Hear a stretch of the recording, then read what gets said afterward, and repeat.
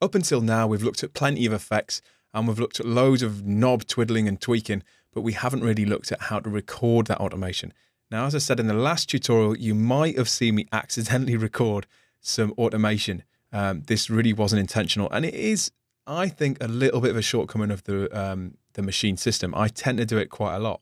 And this brings me to the fact that there are two different ways to record automation in machine.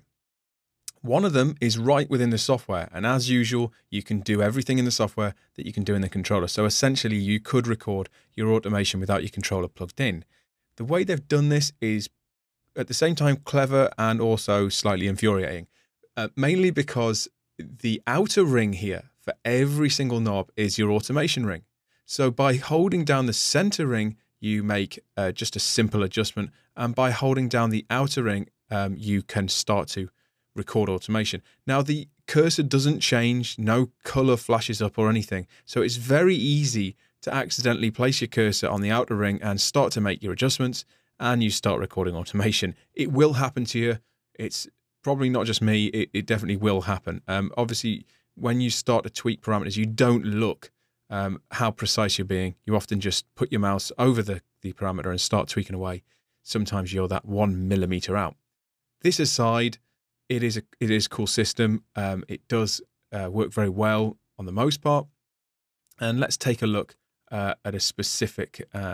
Let's look at our filter, for example, that we apply to our arpeggio, if I can get my words out. And we can look at maybe automating some cutoff here.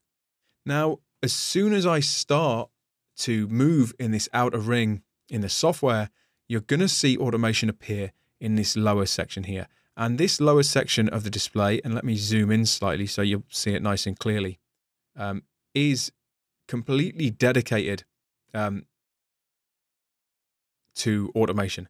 And right now, as a default, you're going to see the velocity. New lanes will automatically appear. So let's get into it and start recording some automation here.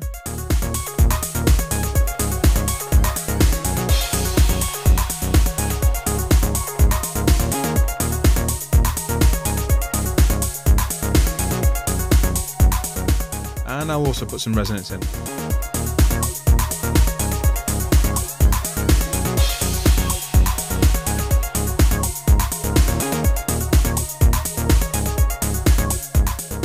Now, let me just stop it. You can see I automated 3 different parameters there, and 3 different lanes were automatically created. And the points that are created are very much like the velocity points. They're sort of small handles. You can actually click this paint button down here and you can draw them in yourself. Now at the minute we've got the step on 1/16. I suggest putting this on off when you're creating automation, and especially in the paint mode. This just means that you can, paint new detail in without any sort of locking or snapping taking place. These can be adjusted, double clicked, drawn in. It's very, very simple system. If you've used the automation for velocity, it's pretty much exactly the same. Now, this is one way of entering automation, and it's great, but I much prefer to do it on the fly in the controller itself. But obviously, if you're on a laptop and you haven't got your controller, this is one way it can be achieved. If you want to get rid of these, they can be quickly removed. If you want to change the mode or choose a mode, you can do that, and you can quickly see any automation. You can add modulators.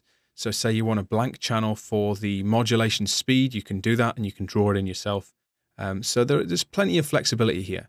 I'm going to remove these for now, just so we've got a blank canvas, and it will automatically take you back to velocity. That's always going to be present because obviously if there's data there is going to be velocity data. So let's look at the controller and let's look at how we can record automation in the controller. So here's our cutoff, and I'm just gonna, let's just solo this in fact. And I'm gonna take the modulation amount down. Great, so we've got our open filter with plenty of resonance.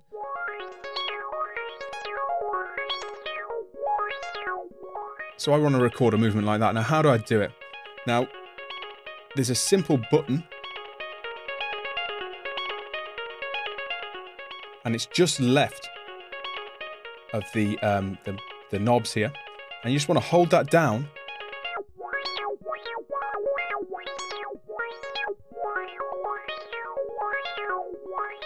and then let go when you're happy. And you'll notice that the data that it records is much smoother, it's much closer together, and I just think it works better. And I find myself editing this sort of thing much less often when I use this method as opposed to the method in the software. Of course, you can now edit in the software. You can copy that and paste it, whatever you want to do. But ultimately, I think it's a much better system recording your automation right here on the hardware. And this can be done with any parameter pretty much. As long as you can see it here on the knobs or it's on the buttons, you can record it. Just hit that automation right, hold it down, and you're ready to go. So there you go, automation both on the hardware and in the software. It's that simple. Get recording some dynamic movements and add some interest to your music. In the next chapter, we're going to start to look at arrangement and how we can start an arrangement, a scratch arrangement if you like, using Maschine itself before we move into our DAW.